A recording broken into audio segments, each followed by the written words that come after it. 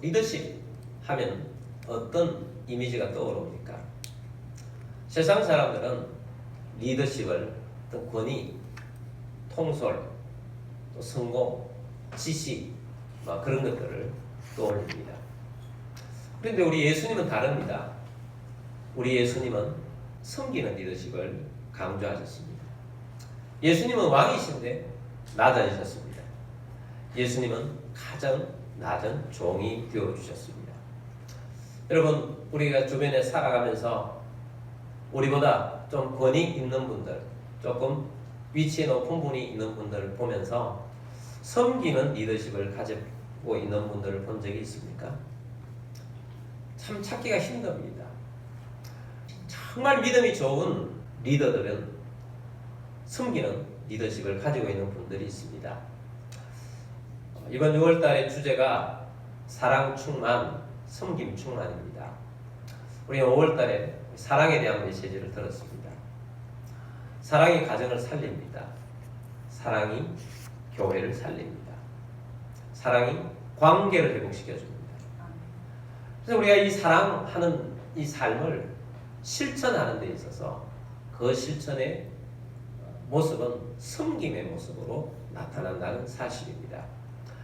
사랑은 추상적이지 않습니다. 구체적인 행동입니다. 그 구체적인 행동은 섬김이라는 모습으로 나타나기 마련입니다. 그래서 오늘 우리가 본 말씀 가지고 예수를 바라보면서 우리들도 섬기는 사람, 또 섬기는 리더십을 가지도록 오늘 말씀을 듣기를 원합니다. 첫 번째, 섬김은 예수님이 이 땅에 오신 목적입니다. 오늘 본 말씀을 다시 보겠습니다. 마가복음 10장 45절입니다. 인자가 온 것은 섬김을 받으려 함이 아니라 도리어 섬기려 하고 자기 목숨을 많은 사람의 대속물로 주려 함이니라. 예수님이 오신 목적을 말씀하고 있습니다. 예수님, 인자가 온 것은 섬김을 받기 위해서 온 것이 아니다. 도리어 섬기려 왔다. 나는 섬기기 위해서 이 땅에 왔다. 라고 말씀하시면서 어디까지 섬기느냐? 내 목숨을 희생하여서 너희들에게 다 주기까지, 내가 대속물이 되어주기까지 나는 섬기러 왔다. 라고 예수님께서 말씀을 하셨습니다. 예수님이 이 땅에 오신 목적은 섬기기 위해서 오셨다. 라는 말씀입니다. 그래서 예수님의 나라, 하나님의 나라는 섬기는 나라인 것입니다. 오늘 이 본 말씀을 말씀해 주게 된 배경이 있습니다. 그 배경을 잠깐 말씀드리려고 합니다. 예수님께서 공생애 기간을 3년 반을 가지셨어요. 예수님이 공생애를 가지시면서 제자들을 선택하셔서 제자들과 함께 다니시며 제자들에게 말씀을 나누시기도 하시고 또 비전을 심어주시기도 하시고 그러면서 제자들과 함께 3년 반 공생애를 하셨습니다. 3년이 넘어가면서 예수님은 유대나라에서 최고의 인기맨이 되었습니다. 많이 예수님을 따라다니는 사람들은 무리들이라 할지라도 저분은 메시아가 분명하다. 성경에 그렇게 예언해 주셨던 메시아가 분명하다. 그렇게 하면서 수많은 사람들이 환호하며 예수님을 따라다니기 시작한 것입니다. 그러니까 예수님의 인기가 엄청 높아질 때에 함께 있었던 제자들의 어깨는 어떻게 되겠습니까? 예수님이 인기 있는 모습을 보면서 덩달아 우리가 예수님을 따라다니는 제자가 되었다는 것에 있어서 어깨가 버석 올라가지 않겠습니까? 그리고 곧 우리나라가 예수님이 메시아가 되셔서 왕으로 등극하실 수가 있겠구나. 그런 마음이 그들 속에 채워지게 된 것입니다. 그런데 예수님의 12제자 가운데 요한과 야고보라는 두 제자가 있었어요. 이 두 제자는 두 명이 다 형제입니다. 근데 형제이기도 하지만 성경을 학자들이 유추해 보았을 때 이 두 형제는 예수님과 사촌지간인 것 같다. 그렇게 학자들은 말을 합니다. 그러니까 예수님의 제자이기도 하지만 혈육적으로도 굉장히 가까운 두 사람이었습니다.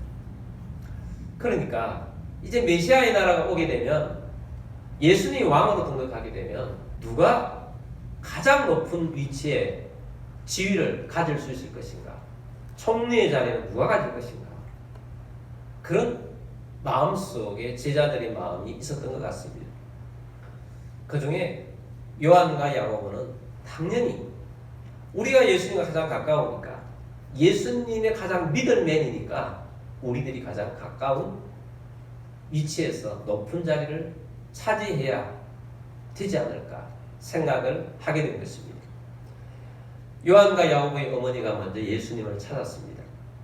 예수님을 찾아와서 예수님이 왕이 되시면 우리 두 아들 예수님을 따르는 요한과 야고보가 예수님의 우편과 좌편에 그 자리를 주십시오 라고 청했습니다. 어머니만 그렇게 한 것이 아니에요. 요한과 야고보도 예수님 앞에 가가지고 청합니다.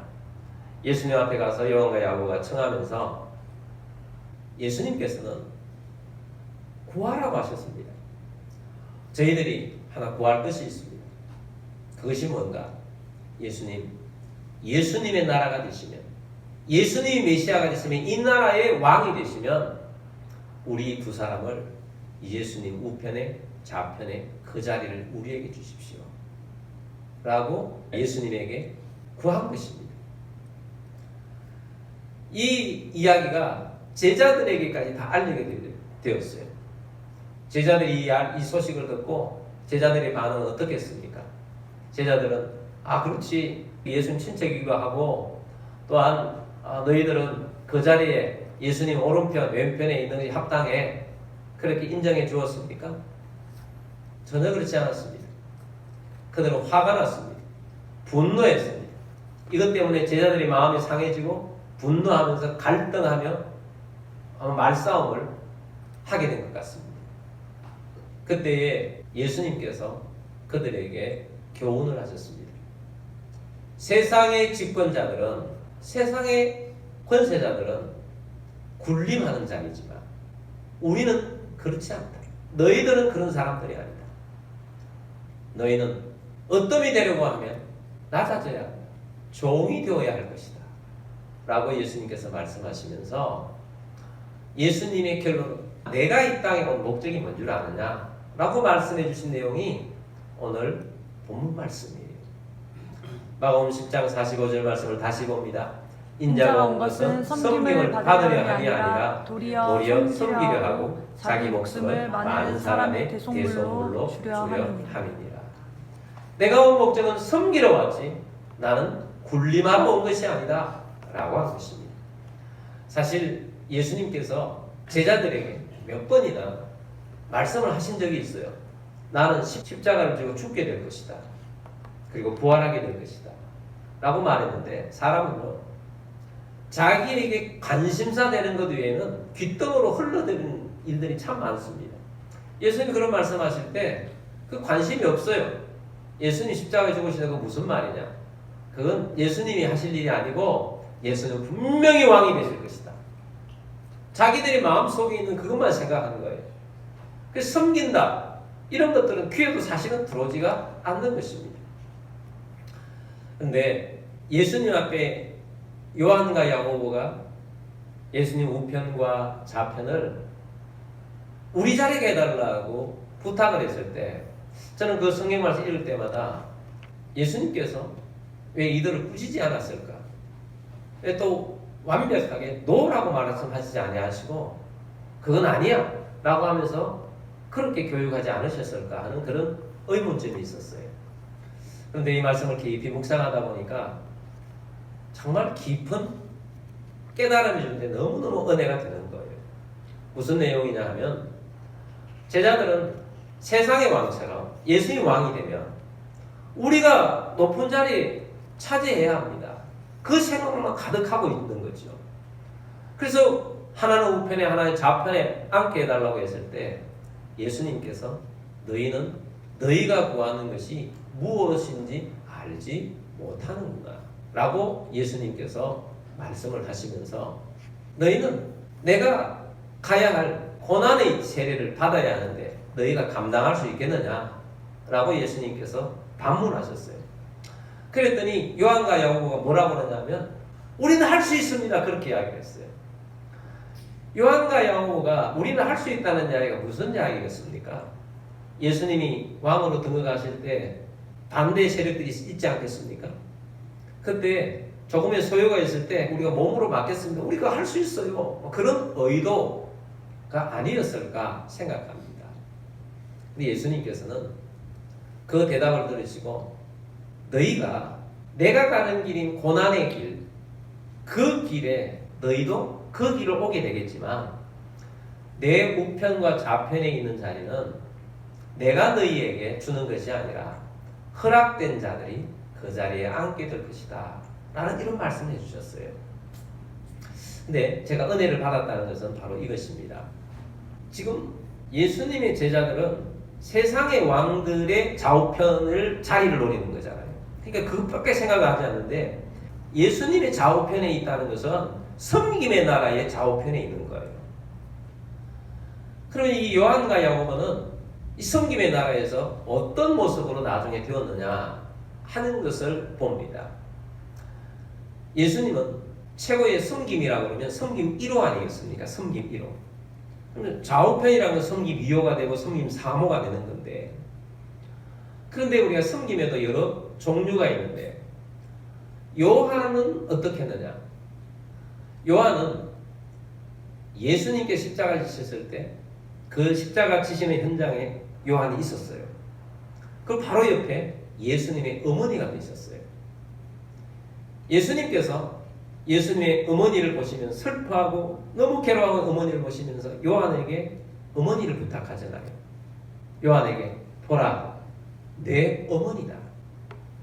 예수님의 어머니를 요한이 너의 어머니다 라고 해주면서 성경은 뭐라고 말하냐면 그날로부터 요한이 예수님의 어머니였던 마리아를 모시기 시작합니다. 언제까지? 예수님의 어머니가 이 세상을 떠나는 날까지 요한이 예수님의 어머니를 모시고 살았어요. 뭡니까? 섬김이죠. 섬김. 예수님의 가족처럼 해서 예수님의 어머니를 섬기며 살았던 것입니다. 그리고 이 요한은 다른 제자들은 다 순교의 길을 갔는데 요한만 순교하지 않고 장수했어요. 요한계시록을 기록할 때까지 장수했지 않습니까? 하나님 계시를 보면서. 그래서 하나님께서 요한을 평생도록 섬김의 자리에서 살아갈 수 있도록 만들어주셨고, 이 요한이 쓴 성경들 있지 않습니까? 요한복음이나 요한 1, 2, 3, 4, 그다음 요한계시록 보면 사랑에 대한 말씀들이 너무 많아요. 그래서 요한은 이런 면에 있어서 섬김의 나라에서, 섬김에도 여러 종류가 있겠지만 예수님의 어머니를 섬기는 데 있어서 2인자 자리에 요한이 있는 거예요. 평생 이런 모습으로 섬기는 자리에 요한이 있더라고요. 섬김이요. 바로 그 부분은 요한이 섬김의 나라에서 좌편에 우편에 요한이 있구나 하는 것을 깨닫는 겁니다. 그리고 야고보는 어떻습니까? 야고보는 성령이 임한 다음에 초대교회가 세워지고 난 다음에 첫 번째로 순교를 당했어요. 제자 중에 첫 번째 순교자는 야고보입니다. 그리고 사도 요한 빼고는 모든 예수님의 제자들이 다 순교를 당했지 않습니까?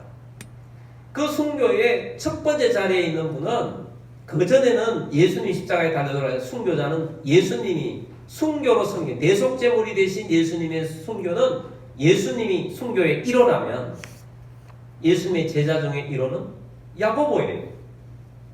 예수님이 섬기러 왔고 내가 대속제물이 되어서 희생한다. 희생제물이 되신다고 말씀하신 것처럼 제자들도 그 길을 다 갔는데 그 길을 가면서 순교적인 차원에서는 예수님의 섬김에 있어서 섬김의 2호 자리는 야고보가 그 자리를 차지하고 있구나 라는 것을 알게 됩니다. 그런 면에 있어서 본래 그들은 예수님 말씀하시는 너희가 무엇을 구하는지 지금 알지 못하고 있는데 그 구하는 것에 핵심적인 내용은 하나님의 나라에 예수님의 나라에 왕이신 우리 예수님의 나라의 좌편과 우편은 누가 차지하고 있느냐? 잘 섬기는 자들이 차지하고 있는 자리다 하는 겁니다. 여러분, 하나님의 나라는 섬김의 나라입니다. 세상 나라와는 다른 나라인 것입니다. 그래서 섬김 1호이신 우리 예수님, 섬기러 오신 예수님을 따라서 우리들도 예수님을 따르는 섬김의 나라에서 잘 섬기는 주의 백성이 되기를 주의 이름으로 축복합니다. 두 번째는 우리가 이제 섬김의 실제를 보기를 원합니다. 낮아지심을 보기를 원합니다. 빌립보서 2장 5절 말씀을 보겠습니다. 너희 안에 이 마음을 품어라. 곧 그리스도 예수의 마음이니. 우리는 예수의 마음을 품어야 합니다. 예수님은 섬기는 자셨어요. 그래서 우리 마음속에 섬김이라는 단어뿐만 아니라 섬김의 마음을 품어야 합니다. 어떻게 섬기느냐? 예수님께서 섬겼던 것을 봅니다. 6절부터 8절까지 말씀 보면 예수님의 섬김의 모습을 보여줍니다. 6절입니다. 그는 근본 하나님의 본체시나 하나님과 동등됨을 취할 것으로 여기지 아니하시고. 예수님은 하나님의 아들이시면서 창조주이십니다. 하나님이십니다. 그런데 예수님께서는 우리를 사랑하셔서 이 땅에 내어오셨을 때는 하나님과 동등됨을 비워내셨어요. 취할 것으로 여기지 아니하시고. 7절입니다. 오히려 자기를 비워 종의 형체를 가지사 사람들과 같이 되셨고. 자, 여기 비워, 예수님 자기를 비우셨다. 비움이라는 단어를 마음에 새기길 바랍니다. 예수님께서 자기를 비우시고 이 땅에 내려오셔서 종의 형체, 사람의 형상, 사람은 하나님께서 만드신 피조물의 모습 아닙니까? 창조주가 피조물이 되신 것입니다. 예수님이 이 땅에 오셨을 때 성육신 하셨습니다. 육신으로 오셨어요. 예수님은 왕궁에 태어나시지 않으셨어요. 예수님은 왕족이잖아요. 다윗 왕족인데 왕궁에 탄생하지 아니하시고 마국간에 비천한 곳에서 탄생하셨습니다. 비우는데 완전히 비워서 이 땅에 오신 것입니다. 8절입니다. 사람의 모양으로 나타나사 자기를 낮추시고 죽기까지 복종하셨으니 곧 십자가에 죽으심이라. 아멘. 사람의 모양으로 이 땅에 오셔서 자기를 낮추셨어요. 어디까지 낮추셨느냐? 죽기까지 복종하셨어요. 하나님 아버지의 명령에 복종하시며 십자가를 지시면서 희생하시며 대속제물이 되어주셔서 예수님은 섬겨주신 것입니다. 그래서 우리가 이 섬김의 실제는 낮아지는 것입니다. 우리 있는 것을 비우고 낮아지는 자세로 살아가는 우리 모두가 되기를 원합니다. 와플 대학이라는 와플 가게가 있어요. 우리나라에서는 와플 체인점 중에는 가장 큰 체인점일 것입니다.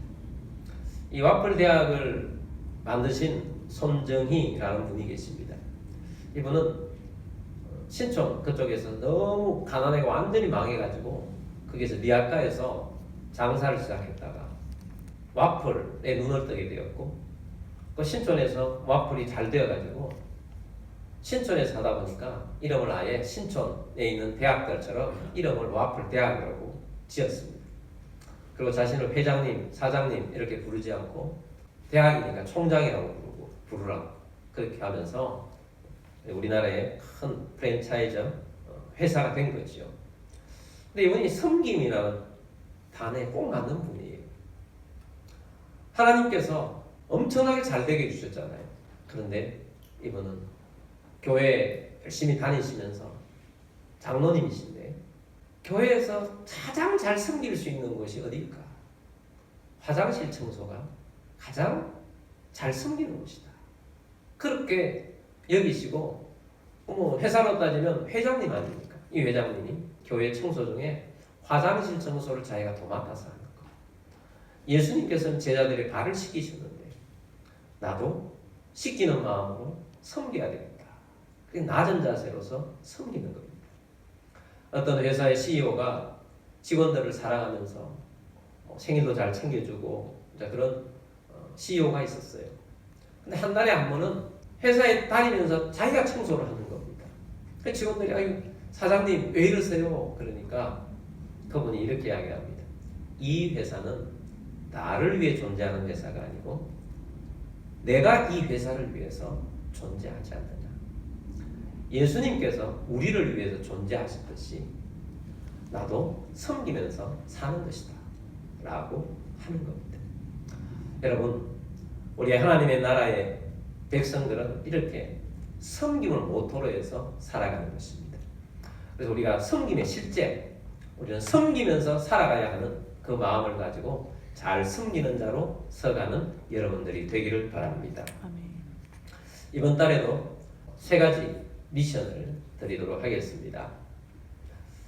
첫 번째는 비움이고, 두 번째는 낮아짐이고, 세 번째는 대속적인 섬김에서 구체적으로 우리가 좀 실천하면서 살도록 여러분에게 제안을 하도록 하겠습니다.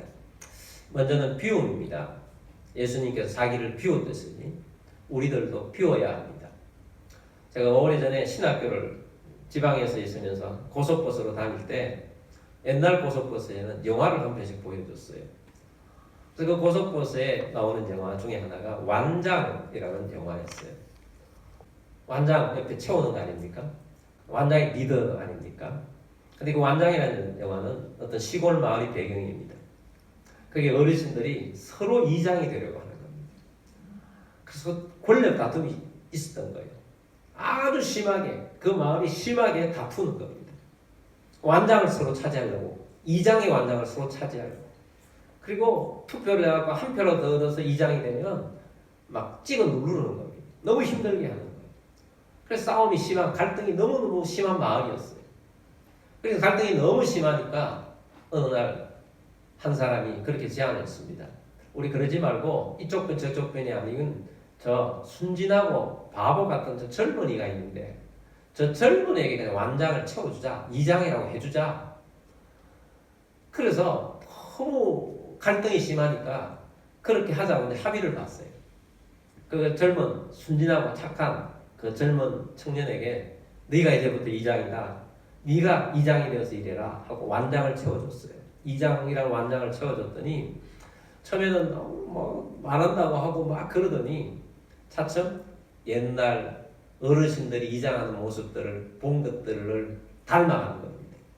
나중에 어떻게 되느냐 하면 그 어르신들이 이장하실 때보다 훨씬 더 악랄한 괴물 같은 이장이 되어버린 거예요. 완장을 채워주니까 그런 모습이 되더라 하는 그런 영화를 아주 인상적으로 제가 본 적이 있습니다. 여러분, 우리 사회는 아직도 권위주의 사회가 참 많지 않습니까? 어떤 자리를 차지하고 있다? 그러면 완장 문화가 있어요. 그 완장 문화를 가지고 섬김이라는 것이 없습니다. 예수님께서는 2000년 전에 섬기는 리더십을 가르쳐 주셨어요. 그리고 오늘 우리들에게는 섬기는 것이 무엇이냐? 우리가 어떤 자리들이 있어요. 가정이면 가정에 어떤 자리가 있고 위치가 있어요. 또 우리 회사에는 어떤 자리가 있고 위치가 있어요. 그 위치에서 우리는 군림하는 자가 아니고 내려놓고 섬기는 자로 서가는 우리들이 되기를 바랍니다. 근데 그 중에 참 중요한 것이 내 주장 있잖아요. 내 주장. 어떤 때 내 가치관. 어떤 때는 내 자존심. 그런 것도 한 번씩 피워봐요. 여러분들 중에 여러분들이 이번 6월 달에는 내가 그런 것 중에 하나 피울 것이 뭐가 있는가? 내가 가장 강한 것 하나 피워야 되겠다. 그래서 한번 실천하면서 비우는 여러분들이 되기를 바랍니다. 첫 번째는 여러분 중에 비워야 할 것 하나 비우는 것. 이거 6월 달에 실천합시다. 두 번째는 낮아지는 것입니다. 겸손의 원리는 뭐냐 하면 나보다 남을 낮게 여기는 것입니다. 사도 바울이 그렇게 했지요. 우리는 시각 전환이 필요합니다. 나보다 남을 낮게 여기려면 어떻게 해야 하는가? 나보다 남을 낮게 여기려고 하면 나보다 저 사람의 장점이 있는 것을 볼 수 있는 눈이 있어야 돼요. 저 사람이 나보다 잘하는 것, 그것을 한번 찾아봅니다. 가족들 중에서도 저 가족은 나보다 나은 것이 무엇인가를 찾아보는 것입니다. 그래서 배울 점을 배우고 예수님처럼 겸손하게 좀 더 낮은 자리로 갈 수가 있을 것입니다. 그래서 두 번째는 낮아짐인데 나보다 더 잘하는 것을 찾아서 칭찬해주고 또 우리는 배워야겠다. 그런 마음으로 겸손히 우리 마음에 새기게 되기를 바랍니다. 세 번째는 대속적 섬김입니다. 예수님께서 우리를 위해서 자신을 희생하셨어요. 자기 몸을 내어주셨어요. 우리들 섬긴다는 것은 무언가 내게 있는 것을 내어줌이 필요한 것입니다. 다른 사람을 위해서 시간이 내어줘야 될 어떤 것이 있다면 누군가를 위해서 기꺼이 내가 시간을 내어주겠다. 내게 있는 이 재능으로 저 사람을 좀 도와줄 수 있을 것이 있으면 내가 좀 도와줘야 되겠다. 아니면 내게 물질이 있다면 이 물질을 가지고 나보다 좀 연약한, 물질이 좀 약한 사람에게 물질을 좀 도와줘야 되겠다. 내게 있는 에너지를 가지고 사람을 좀 도와줘야 되겠다. 자, 이 마음을 가지고 6월달에는 이 섬김의 모습으로 하나씩 실천해가는 우리들이 되기를 원합니다. 여러분 그렇게 하십시다. 자, 첫 번째는 뭐라고 했습니까? 비움입니다. 여러분 속에 다른 사람보다 내가 고집이 더 세다, 어떤 자리 욕심이 있다, 이런 것 중에 뭐가 하나 너무 많은 걸 하려고 하면 힘들어요. 하나 비우기를 바랍니다. 두 번째는 뭐였습니까? 낮아져. 나보다 남을 낮게 여기는 것, 다른 사람의 장점을 볼 수 있는 시각전환을 하게 되길 바랍니다. 세 번째는 섬김입니다. 대속적 섬김. 내게 있는 것으로 다른 사람을 좀 섬겨야겠다. 그런 마음으로 실천해가는 우리들이 되기를 바랍니다. 세상은 말합니다. 대접을 받아라고 합니다. 그러나 예수님께서는 우리에게 먼저 섬기라고 하십니다. 우리가 살아가야 할 길은 예수님을 따르는 길입니다. 사랑의 마음을 가지고 섬기는 자가 다 되시기를 주의 이름으로 축복합니다.